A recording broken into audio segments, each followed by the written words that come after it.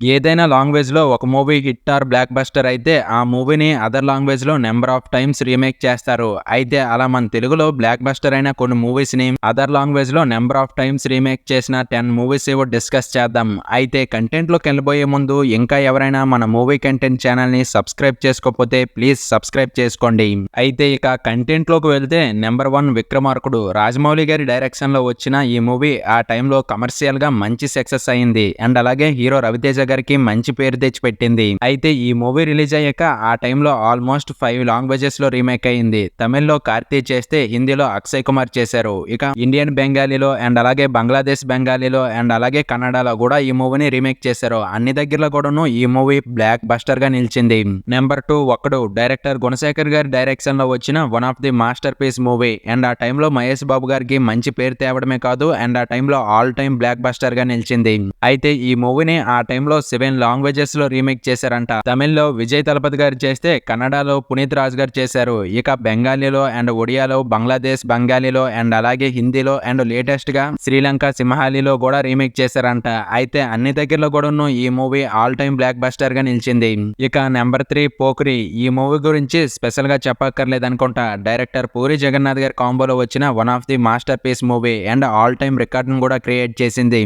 And ఆ టైంలో ఒక్కసారిగా టాలీవుడ్ ఫిల్మ్ ఇండస్ట్రీని పైకి లేపిన మూవీ కూడా ఇదే. అయితే ఈ మూవీని ఆ టైంలో ఆల్మోస్ట్ 4 లాంగ్వేజెస్ లో రీమేక్ చేశారంట. హిందీలో వాంటెడ్ గా సల్మాన్ ఖాన్ చేస్తే తమిళ్లో విజయ్ తలపతి గారు చేశారు. ఇక బెంగాలీలో బంగ్లాదేశ్ లో 2 లాంగ్వేజెస్ లో రీమేక్ చేశారంట. ఇలా ఓవరాల్ గా 4 లాంగ్వేజెస్ లో ఈ మూవీని రీమేక్ చేశారంట. అయితే ఈ మూవీ ఏది ఏమైనప్పటికీ ఎప్పటికీ one of the masterpiece మూవీగా మిగిలిపోతుంది కదా మరి. నెంబర్ 4 అమ్మా నాన్న ఒక తమిళ అమ్మాయి. ఈ మూవీని ఫస్ట్ పూరి జగన్నాథ్ గారు పవన్ కళ్యాణ్ గారితో చేద్దాం అనుకున్నారు. బట్ ఏది ఏమైనప్పటికీ మన తెలుగులో రవితేజ గారితో చేయడంతో మంచి సక్సెస్ వచ్చింది.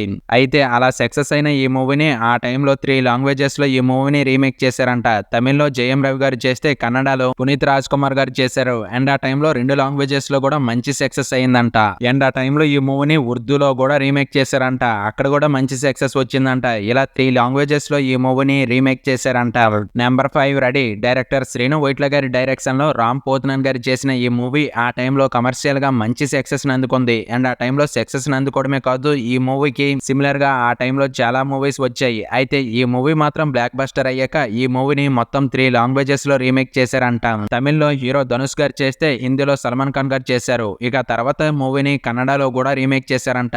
అయితే 3 లాంగ్వేజెస్ లో కూడా ఈ మూవీ బ్లాక్ బస్టర్ అయ్యిందంట. అండ్ ఈ మూవీని కన్నడలో పునీత్ రాజ్ కుమార్ గారే రీమేక్ చేశారంట. అండ్ ఆ టైంలో అక్కడ మంచి సక్సెస్ కూడా అయ్యిందంట.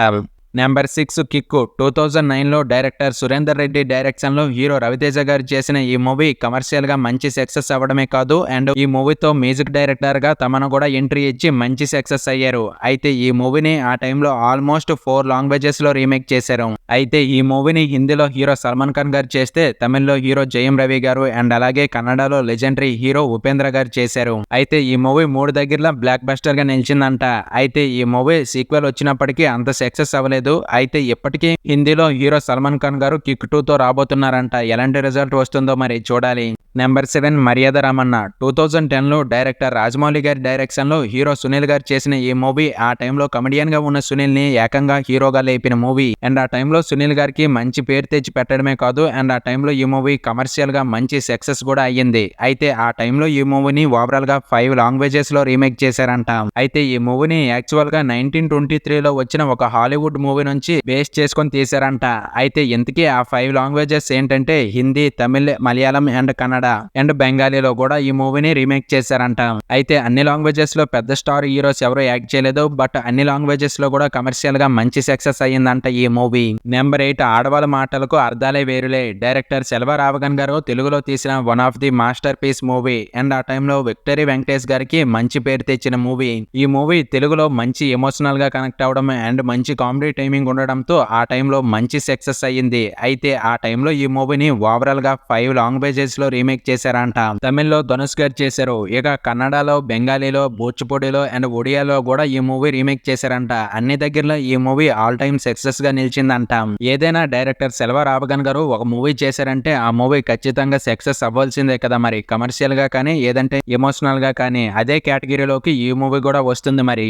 నెంబర్ 9 బృందావనం 2010 లో డైరెక్టర్ వంశీ పైడిపల్లి గారి డైరెక్షన్ లో జూనియర్ ఎన్టీఆర్ గారు చేసిన ఈ మూవీ తన కెరీర్ లో biggest block buster movie and ఆ టైంలో కమర్షియల్ గా మంచి సక్సెస్ అయ్యి మన జూనియర్ ఎన్టీఆర్ గారికి మంచి కంబ్యాక్ ఇచ్చిన మూవీ.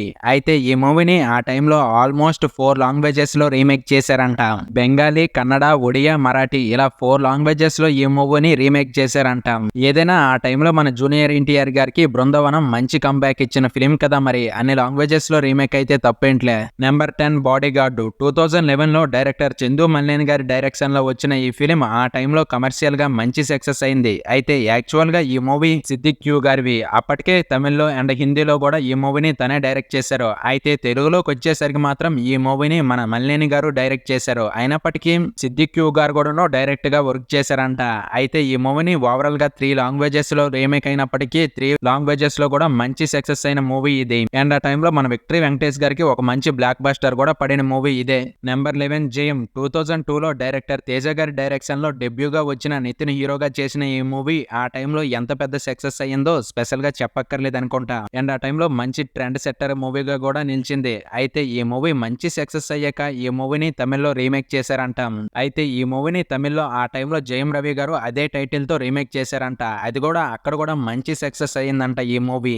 ఏదైనా ఆ టైంలో జయం మూవీలో విలన్ గా చేసిన గోపీచంద్ గారికి అండ్ అలాగే మన నితిన్ గారికి ఒక మంచి పేరు తెచ్చి పెట్టిన మూవీ కదా మరి. అండ్ అలాగే డైరెక్టర్ తేజ గోడను మంచి ట్రెండ్ సెట్టర్ మూవీగా మిగిలిపోయింది. ఇప్పటికీ ఈ మూవీని చాలా మంది టీవీలో వేస్తే ఎగబడి మరీ చూస్తారు కదా మరి. ఇక ఫైనల్ గా నెంబర్ 12 ఆర్య. ఆ టైంలో ఈ మూవీ కమర్షియల్ గా ఎంత పెద్ద సక్సెస్ అయిందో స్పెషల్ గా చెప్పక్కర్లేదు అనుకుంటా. అండ్ అలాగే డైరెక్టర్ సుకుమార్ కూడా ఉన్నాం. అయితే ఈ మూవీ తెలుగులో అంత పెద్ద సక్సెస్ అయ్యాక ఈ మూవీని ఓవరాల్ గా 4 లాంగ్వేజెస్ లో రీమేక్ చేశారంట ఆ టైంలో.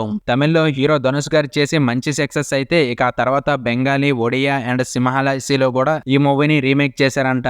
ఇక ఆ తర్వాత రిజల్ట్ గురించి అంతగా తెలియదు, బట్ అక్కడ కూడా సక్సెస్ అయి ఉంటది. ఇక ఆ తర్వాత దీనికి ప్రీక్వెల్ గా వచ్చిన ఆర్య 2 మూవీ ఫెయిల్ అయినప్పటికీ మోస్ట్ అండర్ రేటెడ్ మూవీస్ లో ఒకటిగా మిగిలిపోయింది. గైస్, నాకు తెలిసిన ఒక 12 మూవీస్ గురించి అయితే డిస్కస్ చేసాము. అయితే పార్ట్ 2 లో ఇంకొన్ని మూవీస్ గురించి అయితే డిస్కస్ చేద్దాము. అయితే ఇంతకన్నా ముందు మన మూవీ కంటెంట్ ఛానల్ ని సపోర్ట్ చేయడం అయితే మర్చిపోకండి.